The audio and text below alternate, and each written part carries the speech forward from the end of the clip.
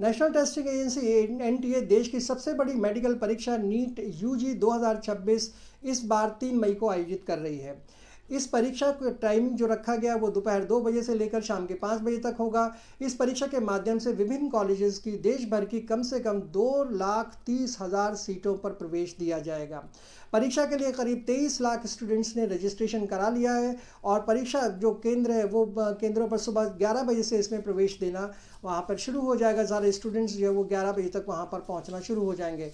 जहाँ तक आप बात करिएगा इस बार जो सीटें हैं, अगर आप एमबीबीएस की सीटें और दूसरी सीटों को अगर जानना चाहें तो इस बार जो पाठ्यक्रम है उसके अंदर एमबीबीएस में करीब 1,29,453 स्टूडेंट्स को दाखिला मिलेगा।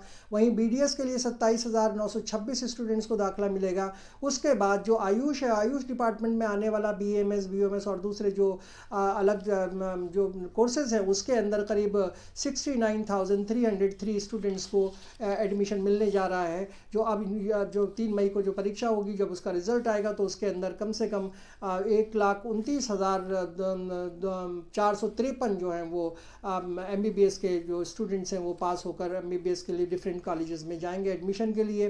तो जहाँ तक परीक्षा का सवाल है, 11 बजे तक आपको परीक्षा केंद्रों पर पहुँचना पड़ेगा 3 तारीख को। उसके बाद ये जो प्रवेश है आपका वो 1:30 बजे तक चलेगा। 1:30 बजे के बाद आपको कॉलेज के अंदर प्रवेश करने की जो आपका परीक्षा सेंटर है उसके अंदर परीक्षा सेंटर पर जाने की, यानी जो एग्जामिनेशन सेंटर है उसमें जाने की अनुमति नहीं होगी।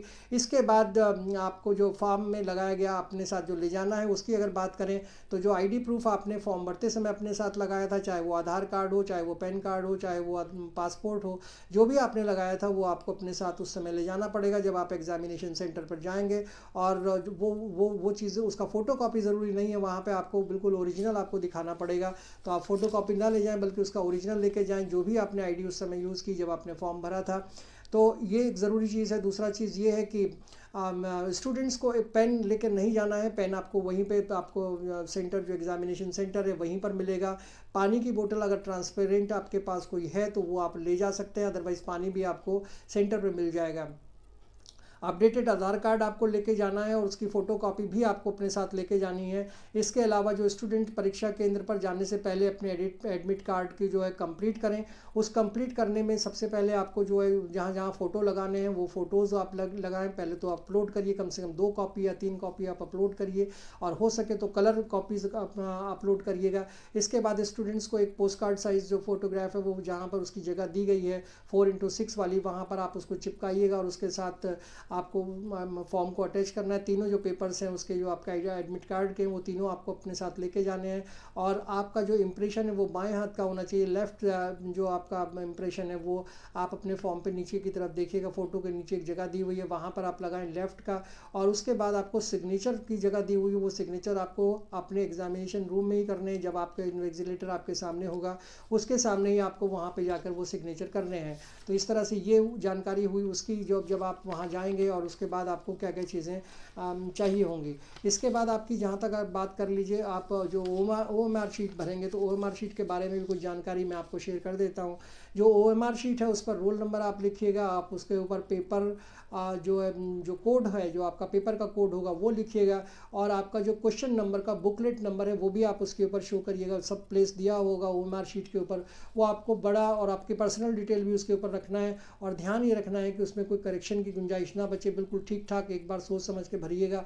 दूसरी बात यह है कि जो ओवल आप करेंगे उस OMR शीट के ऊपर, उस ओवर में जो आपकी इंक है वो फैलकर दूसरे वाले जो ओवल है उस तक ओवरलैप ना करे, इसका ध्यान रखिएगा। तीसरी बात यह है कि कोई कटिंग आपको नहीं करनी है उसके अंदर, ओवर राइटिंग नहीं करनी है, इरेजिंग नहीं करनी है। ये तीनों चीज़ों से OMR शीट के ऊपर आपको बचना पड़ेगा। OMR शीट और उसकी दूसरी जो कॉपी है, और जो आपको जो कॉपी वहाँ मिलेगी वो कॉपी आपको बाद में इन्विजिलेटर को जमा करनी है। मेन OMR की शीट और जो उसके अलावा जो एक और इनक्लोज कॉपी आपको मिलेगी वो आपको दोनों की दोनों वहाँ पर, जब आप एग्जामिनेशन सेंटर में होंगे, आपका पेपर ख़त्म हो जाएगा उसके बाद आपको वो इन्विजिलेटर को सौंपनी होगी। एग्ज़ाम ख़त्म होने के बाद आपको एडमिट कार्ड और जो पोस्ट कार्ड साइज़ फ़ोटोग्राफ आप ले गए वो भी इन्विजिलेटर को आपको सौंपना पड़ेगा। तो ये तो थी सारी जानकारियाँ जो आप 3 तारीख के जो आपका एग्ज़ाम होने वाला है उसके बारे में। अब एक अच्छी खबर भी आपको दे देता हूँ कि NTA की जो एग्ज़ाम ये हो रहा है वो तो सब MBBS के लिए रहा है, इसमें NMC का रोल बहुत ज़्यादा है। NMC ने ये कहा है कि इस बार वो कोशिश ये कर रहे हैं कि सीटें जो 150 किसी भी मेडिकल कॉलेज को अलॉट की गई हैं उन सीटों में कुछ थोड़ा सा बढ़ाया जाए उनको। हालांकि अभी बिल्कुल पक्का नहीं है, लेकिन ये उनसे कहा गया, एनएमसी ने कहा है कि इस सीटों को हम बढ़ा सकते हैं, 150 के ऊपर भी ले जा सकते हैं। और अगर ये होता है तो ये बड़ा अच्छा रहेगा। इस बार के जो बच्चे एग्ज़ाम दे रहे हैं उनको और सीटें मिल पाएंगी एमबीबीएस की। तो ये हो सकता है कि इस बार जो रेस्ट्रिक्शन है, चूँकि वो हटाने जा रहे हैं एनएमसी, अगर वो रेस्ट्रिक्शन लिमिट की हटा देते हैं, यानी 150 सीटों की जो लिमिट थी मेडिकल कॉलेजेस के लिए, अगर वो इसको हटा देते हैं तो फिर ज़्यादा आपको सीटें मिल पाएंगी एमबीबीएस के लिए। और इसमें इंफ्रास्ट्रक्चर पे ध्यान दिया जाएगा कि उस कॉलेज के पास पर्टिकुलर इंफ्रास्ट्रक्चर उतना है कि नहीं कि वो 150 सीटों से बढ़ा दें तो वो कर पाएंगे कि नहीं कर पाएंगे। दूसरा, क्वालिटी अप्रूवल उनकी ज़रूरी होगा कि किस तरह की क्वालिटी वहाँ पर है। एक तो ये एनएमसी ने फैसला लिया है। दूसरा फैसला ये लिया कि जो पॉपुलेशन बेस्ड जो पहले रेस्ट्रिक्शन थी कि पॉपुलेशन के हिसाब से कॉलेजेस को सीटें आवंटित की गई थी, यानी कि अगर कहीं पर 10 लाख की पॉपुलेशन है तो वहाँ 100 एमबीबीएस की सीटें रखी गई थी, 20 लाख है तो वहाँ 200 सीटें रखी गई थी। अब उस रेस्ट्रिक्शन को भी एनएमसी जो है वो हटा रहा है और उनका कहना ये है कि पॉपुलेशन जो रेशो था उसको हटाकर अब एक्सपेंड किया जाएगा, मेडिकल कॉलेज बढ़ाए जाएंगे और उसके साथ साथ मेडिकल सीटें भी बढ़ाई जाएंगी। तीसरी बात जो एनएमसी की तरफ से आ रही है वो ये है कि जो पहले हॉस्पिटल्स और जो मेडिकल कॉलेज का जो डिस्टेंस था वो काफ़ी ज़्यादा होता था, स्टूडेंट्स को काफ़ी परेशानी हो जाती थी, कई बार 30 मिनट तक उनको चलना पड़ता था।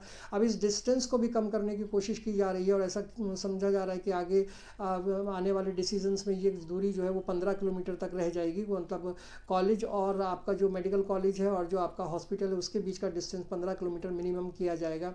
इसके अलावा जो कोशिश ये की जा रही है कि नॉर्थ ईस्ट जो है या ये हिमालयन एरियाज़ हैं वहाँ पर ये जो है वो 15 किलोमीटर तक रहे और अगर जो नॉर्मल जो प्लेन के जो स्टेट हैं उनमें ये 10 किलोमीटर तक रहे तो अच्छा है।